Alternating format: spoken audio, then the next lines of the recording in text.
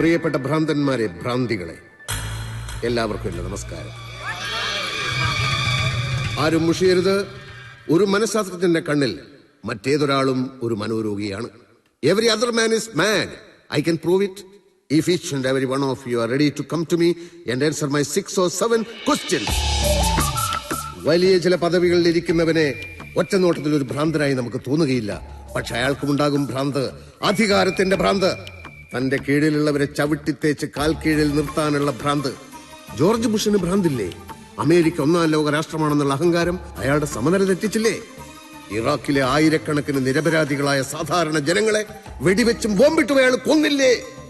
Blue orange എന്ന രാസായുധം ഉപയോഗിച്ച് കുർദുകളെ കൊന്നൊടുക്കിയ സദ്ദാമിന് രോഗമില്ലേ? രാജാവിനെ പോലെ ജീവിക്കാനുള്ള സമ്പാദ്യമുണ്ടായിട്ടും അഫ്ഗാൻ അതിർത്തിയിലെ ഏതോ മലയിടുക്കിൽ പൊള്ളുന്ന വെയിലും ചൂടുകാറ്റുമേറ്റ് ബിൻ ലാദൻ അലയുന്നു. എന്തുകൊണ്ട്? ചിന്തിക്കൂ സുഹൃത്തുക്കളെ, ചിന്തിക്കൂ. ലൈംഗിക ഭ്രാന്ത്, ജാതിഭ്രാന്ത്, മതഭ്രാന്ത്, രാഷ്ട്രീയ ഭ്രാന്ത്, പണഭ്രാന്ത്, സുഖലോലുപതാ ഭ്രാന്ത്, അസൂയ ഭ്രാന്ത്, ഇതിലേതെങ്കിലും ഒന്നില്ലാത്ത ഒരാൾ ഈ സദസ്സിലുണ്ടെങ്കിൽ മുന്നോട്ട് വരൂ സുഹൃത്തെ. ആരുമില്ല, ഉണ്ടാവില്ലെന്ന് അറിയാവുന്നത് കൊണ്ടാണ് ഞാൻ ആദ്യമേ പ്രിയപ്പെട്ട ഭ്രാന്തന്മാരെ, ഭ്രാന്തികളെ എന്ന് സംബോധന ചെയ്തത്. അല്ലെങ്കിൽ വിവേകാനന്ദൻ പറഞ്ഞിട്ടുണ്ടല്ലോ കേരളം ഒരു ഭ്രാന്താലയമാണെന്ന്. പക്ഷേ ഇന്ന് അദ്ദേഹത്തെ വെല്ലുവിളിക്കാനുള്ള ആത്മധൈര്യം എനിക്കുണ്ട്.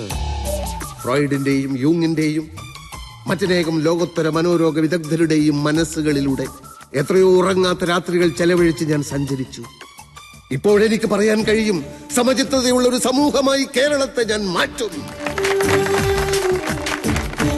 നിങ്ങൾക്ക് കഴിയുമെങ്കിൽ ലാദനെയും സദ്ദാമിനെയും ബുഷിനെയും എന്റെ അടുത്തേക്ക് കൊണ്ടുവരൂ.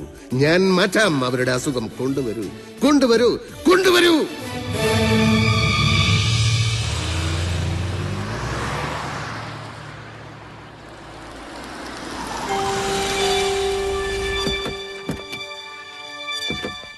ഡോക്ടർ, എല്ലാറ്റിനും വളരെ നന്ദി. മിസ്റ്റർ കുരുവിള, ഈ കാർ യാത്രയിൽ മുഴുവൻ ഞാൻ നിങ്ങളുടെ മനസ്സ് അനലൈസ് ചെയ്യുകയായിരുന്നു.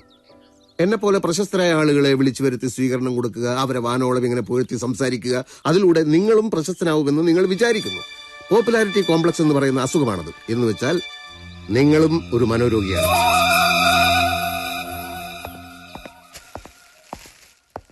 നിന്റെ അധിക പ്രസംഗം കഴിഞ്ഞ ഉടനെ കവടിക്കരയിലെ സുകുമാരൻ നായർ ഇവിടെ വിളിച്ചിരുന്നു. എന്താ നിന്റെ വിചാരം? ആളുകളെ കയറി പ്രാന്തമാരെന്ന് വിളിക്കുക? എല്ലൊടിയാതെ നീ ഇവിടെ തിരിച്ചെത്തിയതേ എന്റെ പ്രാർത്ഥന കൊണ്ടാന്ന് കൂട്ടിക്കോ. കഷ്ടം. കുട്ടിക്കാലത്ത് മൂക്കൾ വലിപ്പിച്ച് കിടന്ന ആ കോന്തൻ ചെക്കനായിട്ടാണ് അമ്മ ഇപ്പോഴും എന്നെ കാണുന്നത്. കാലിഫോർണിയയിലും ബ്രസൽസിലും ജനീവയിലും ഞാൻ സഞ്ചരിച്ച നിർത്ത്. ഇത് കേട്ട് എനിക്ക് മതിയായി. നിന്റെ കണ്ണി മറ്റുള്ളവർക്കല്ലേ പ്രാന്ത്, എന്റെ കണ്ണി നിനക്കാ പ്രാന്ത്. ഞാൻ അത് പഠിച്ചു ഇത് പഠിച്ചു ഒരു വലിയ കുന്തടുത്തങ്ങ് മെഴുങ്ങി എന്നൊക്കെ എപ്പോഴും പറയുന്നത് പ്രാന്തായിട്ട് തന്നെയാ. മനുഷ്യനായ നന്ദി വേണം. അമേരിക്ക 2 കൊല്ലം പഠിച്ചല്ലേ നീ, എന്നിട്ടും ജോർജ് ബുഷിന് വട്ടാണെന്ന് നീ പറഞ്ഞു കളഞ്ഞില്ലേ? ബുഷ് എന്നെ പഠിപ്പിച്ചിട്ടില്ലല്ലോ. എന്നാലും നിനക്ക് ഷെയ്ക്കാൻ്റെ എന്ന ആളല്ലേടാ അയാള്. പാവം മനുഷ്യൻ. അയാൾ ഷെയ്ക്കൻഡ് ചെയ്യുമ്പോൾ ഞാൻ എന്താണ് ചെയ്യുന്നത് നമ്മൾ ശ്രദ്ധിച്ചോ? അയാളുടെ കണ്ണുകളിലേക്ക് ഞാനൊരു ഹിപ്നോട്ടിക് നോട്ടം നോക്കി.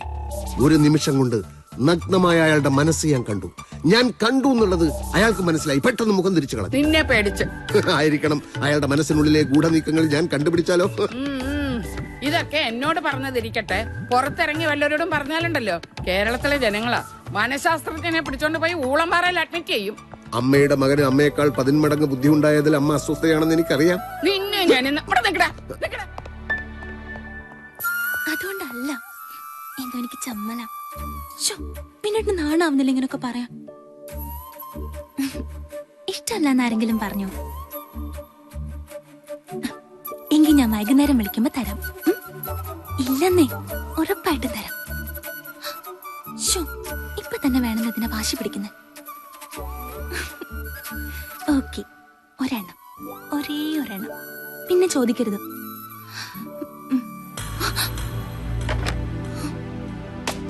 കഴിഞ്ഞ മാസം ഒറ്റയടിക്ക് 4000 രൂപയുടെ വ്യത്യാസം ഫോൺ ബില്ലിൽ കണ്ടപ്പോൾ ഞാൻ കരുതി BSNL-കാർക്ക് തെറ്റിയതായിരിക്കുമെന്ന്.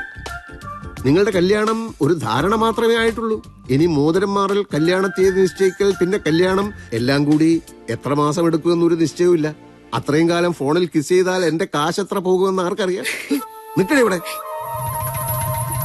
MSW പാസ്സായിട്ടുണ്ടല്ലോ, ഉടൻ തന്നെ ഏതെങ്കിലും ജോലി കയറ്. എന്നിട്ട് ശമ്പളം കിട്ടുമ്പോൾ ഒരു സെൽഫോൺ വാങ്ങിച്ച് വിനോദമായിട്ട് ഇഷ്ടം പോലെ സംസാരിച്ചു. വിനിയേട്ടൻ പറയുന്നത് ജോലിക്കൊന്നും പോകണ്ടെന്നല്ലേ? എങ്കിൽ ഇവിടുത്തെ ഫോൺ ബില്ല് അവനോട് അടക്കാൻ പറ. നീ എപ്പോഴാ ബാംഗ്ലൂർ പോകുന്നത്? തീരുമാനിച്ചിട്ടില്ല. എന്തിനാ നീ ഇപ്പൊ ബാംഗ്ലൂർ പോന്നേ? അത് പിന്നെ ഒന്നുമില്ല, വെറുതെ. വെറുതെ ആണെങ്കിൽ ബാംഗ്ലൂരിൽ തന്നെ പോണമെന്നുണ്ടോ? വല്ല നെടുമങ്ങാട്ടോ സുൽത്താൻ ബത്തേരിയിലോ പോയാ പോരെ? അല്ല, ഞാൻ ബാംഗ്ലൂർ പോകുന്ന കാര്യം അമ്മയോട് ആര് പറഞ്ഞു? അതാരെങ്കിലും ആയിക്കോട്ടെ, എന്താ നിന്റെ ഉദ്ദേശം? ഇവളും വിനോദുമായിട്ടുള്ള കല്യാണം തീരുമാനിച്ചിരിക്കാന്നുള്ള ഓർമ്മ വേണം. അതും ഈ ബാംഗ്ലൂരുമായിട്ട് ബന്ധമുണ്ടല്ലോ.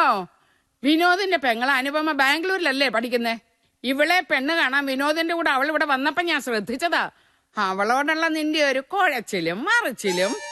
അമ്മ വേണ്ടാത്തത് ഓരോന്ന് പറയരുത്. നിന്റെ ഒരു വിരലനങ്ങിയാ എനിക്ക് മനസ്സിലാവും അതെന്തിനാണെന്ന്. നീ ഇടയ്ക്കിടയ്ക്ക് ഫോൺ വിളിക്കാറുണ്ടെന്നോ അങ്ങോട്ട് ചെല്ലുന്നുണ്ടെന്നോ ഒക്കെ അവള് തന്നെയാ പറഞ്ഞത്. ആ കുട്ടി വിളിച്ചോ? നീ ചെല്ലുന്ന ഡേറ്റ് അറിയാൻ. നിന്റെ പകുതി പ്രായമുള്ള ആ കുട്ടിക്ക് വിനോദ് അറിഞ്ഞാ നിന്റെ കാലവൻ തല്ലി ഓടിക്കും. അമ്മ ഞാൻ ഒന്നും മിണ്ടാടാ. എന്നാ ഞാൻ ഇനി സത്യം പറയാം. ലോകമറിയുന്ന മനഃശാസ്ത്രജ്ഞനാവാനുള്ള യാത്രയിൽ മറ്റെല്ലാം മറന്നവനാ ഞാൻ. വിവാഹം, കുടുംബം, കുട്ടികൾ എല്ലാം. ഇപ്പൊ വയസ്സ് ഒരുപാടായി. പക്ഷേ മനസ്സ് ഒരു പ്രഹേളികയാണമ്മേ. അത് നമ്മുടെ നിയന്ത്രണത്തിലല്ല.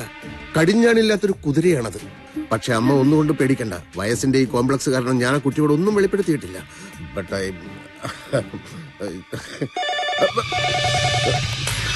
Doctor Shantaram here. ഓഹോ, അറിയാം.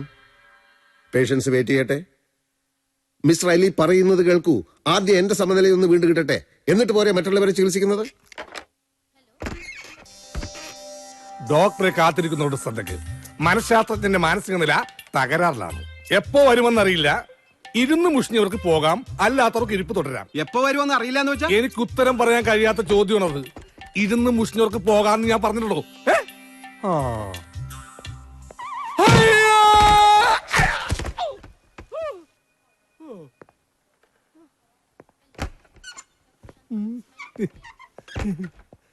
ആരാടാ എന്നെ ഇടം കാലിട്ടത്? എന്നെ വീഴ്ത്തിയവന് ഡോക്ടറുടെ മരുന്നും കൊണ്ടല്ല, എന്റെ ഈ കൈ കൊണ്ടായി ചികിത്സ വേണ്ടത്. മോന്ത പറ്റി ചപ്പാത്തി ഉണ്ടാക്കും ഞാൻ. ഡോക്ടർ അകത്തുണ്ടോ അല്ലേ? ഡോക്ടർ എത്തിയിട്ടില്ല സാർ, അകത്തോട്ടിരിക്കാം. സാറ് വന്നിട്ടുണ്ടെന്ന് ഞാൻ ഫോൺ വിളിച്ച് പറയാം. ഓക്കെ.